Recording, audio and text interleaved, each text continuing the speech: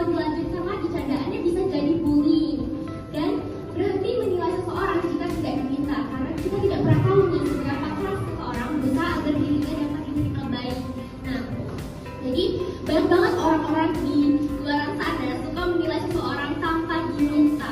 Padahal sebenarnya orang tersebut gak minta dinilai dan tidak peduli sama penilaiannya. Cuman bagi beberapa orang mungkin dia punya hak, padahal mereka enggak. Dan itu harus dihentikan. Kenapa? Karena itu bisa menyebabkan orang lain kehilangan kepercayaan diri dan juga yang tadi efek sampingnya bisa sampai bunuh diri. Oke, bullying is not a joke, don't make it one. Ada nggak yang tahu artinya apa? Ada yang bisa jawab nggak? Nanti dapat hadiah loh.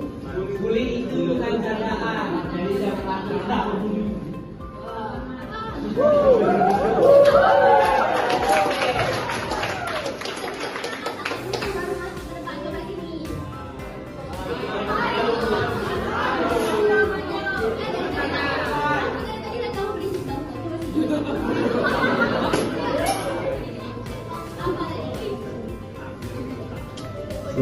Jadi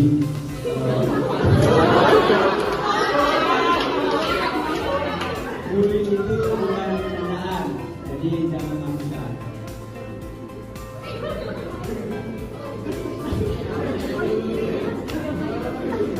Bullying itu bukan candaan, jadi jangan dilakukan.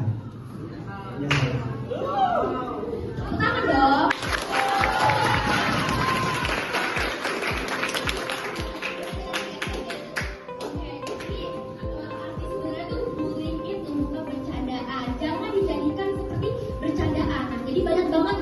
Luar sana ya, buat yang merasa aja suka banget bilang kayak ngebully kayak ngejek nih, contoh ya, ih badan kok bau tai, kalian bercanda ya,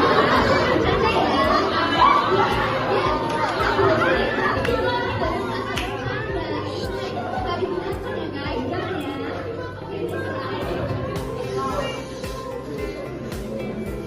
Seriusan harus bahas bullying. Ya dong, harus banget. Kenapa tuh Pak? Karena kita semua itu punya peran. Jadi kalau misalnya menurut kalian yang punya peran itu cuma antara pelaku dan korban, kalian salah banget. Karena orang yang tahu aksi bullying tapi hanya diam, itu perannya paling penting. Karena kita bisa membantu korban bullying, tapi kita memilih untuk diam.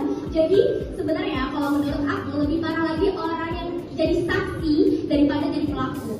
Karena dia punya kesempatan untuk membantu si korban, tapi dia memilih untuk diam. Nah, terus kenapa kita harus bahas bullying? Karena ini bisa terjadi ke siapa saja. Mungkin hari ini bukan kita, tapi bisa jadi besok-besok kita. Nah, biasanya orang gak mau bantu korban bullying karena mereka merasa itu bukan urusan mereka kan. Mereka gak mau ikut campur, karena bukan urusan kami kok, ngapain kayak bantu korban bullying. Tapi bayangin kalau misalnya besok-besok kalian yang jadi korbannya. Atau orang-orang terdekat kalian, orang-orang yang kalian cintai. Hari ini kalian masih sekolah, besok kalian lulus, terus kalian punya adik kalian masuk SMA, terus dia dibully di sekolah dan gak ada satupun orang yang mau speak up atau bantu dia. Gimana perasaan kalian? Jadi saat kita lihat korban bullying, yang kita lihat itu bukan siapa dia dan apa hubungan kita sama dia. Yang kita lihat itu gimana sih rasanya jadi dia, gimana kalau kita ada di tempat dia. Makanya bisa kita lihat korban bullying, coba kita bayangkan diri kita tuh dia dan apa yang kita harapkan orang-orang lakukan, itu yang kita lakuin ke korban bullying. Dan karena perubahan dimulai dari kesadaran, jadi kita harus sama-sama sadar dan aware sama bullying biar kita bisa melakukan perubahan. Apa sih bullying itu? Ada yang bisa jawab lagi nggak? Bullying adalah Angkat tangan.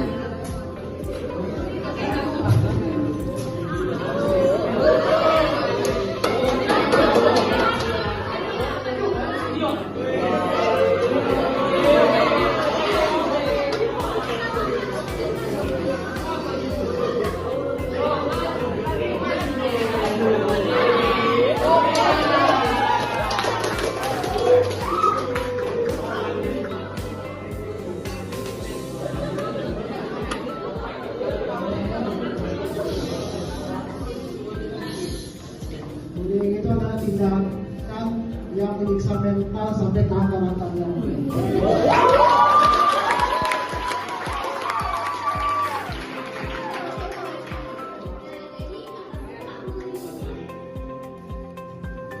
Bullying itu adalah tindakan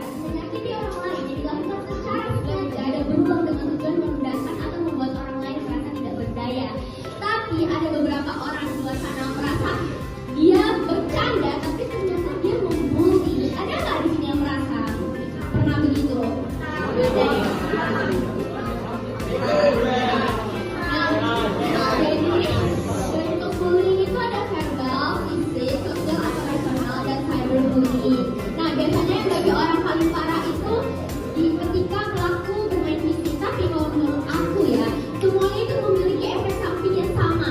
Bisa buat orang bunuh diri. Jadi lebih baik dihindarkan.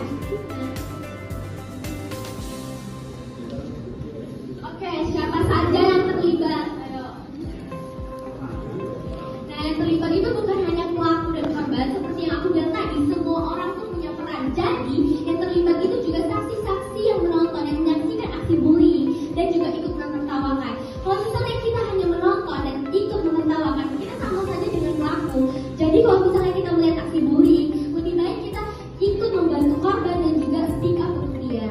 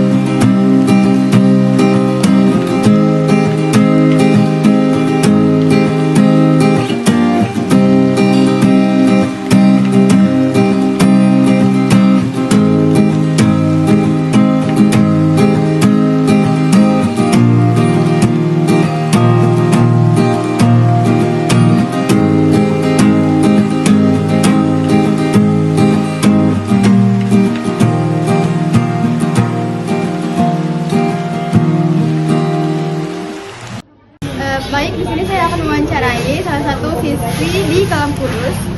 Untuk perkenalannya boleh nama dan kelas. Nama saya Abigail dari kelas 1104 Kalam Kudus. Oke, jadi di sini kakak akan menanyakan 3 pertanyaan. Untuk yang pertama itu, apa yang menjadi faktor perilaku bullying di kalangan pelajar di SMA?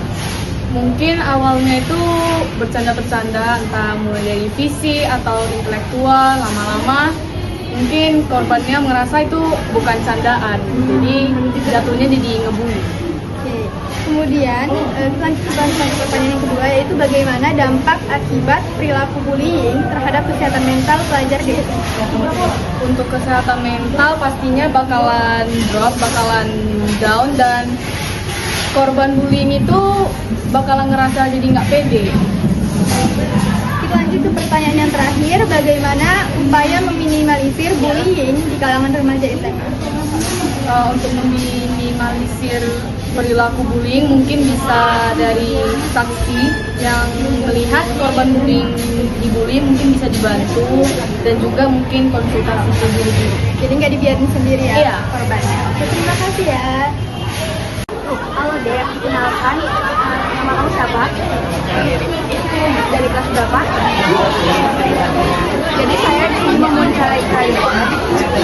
Pertanyaan pertama, apa yang menjadi faktor perilaku bullying di kalangan pelajar di SMA?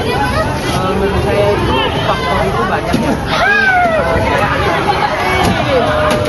meningkatnya. Jadi salah satu yang paling utama itu adalah perbedaan.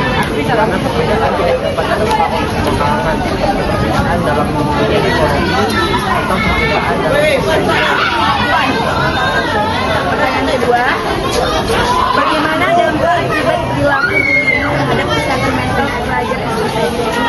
tentunya ini akan berdampak pada perkembangan dari pelajar tersebut, misalnya tidak suka diri atau bisa menjadi kehilangan motivasi belajar. Yang terakhir, bagaimana upaya meminimalisir para remaja SMA? Tentunya yang paling penting itu adalah toleransi dan kerjasama antara pihak sekolah dengan murid untuk meminimalisir risiko kemungkinan yang menimbulkan terjadi konflik. Terima kasih. Melakukan pertanyaan wawancara. Jadi yang pertama Pak, apa sih yang menjadi faktor perilaku bullying di kalangan pelajar di SMA menurut Bapak? Faktor Yang menjadi menjadi perilaku bullying di kalangan pelajar? Perilaku bullying. Oke, jadi mungkin untuk saat ini udah banyak berkembang ya. Kalau kita lihat dulu mungkin hanya bisa mengejek, meledek, atau mungkin juga menyebut nama orang tua, atau bahkan sampai ke arah rasisme atau bahkan body shaming. Sekarang juga udah masuk ke cyberbullying.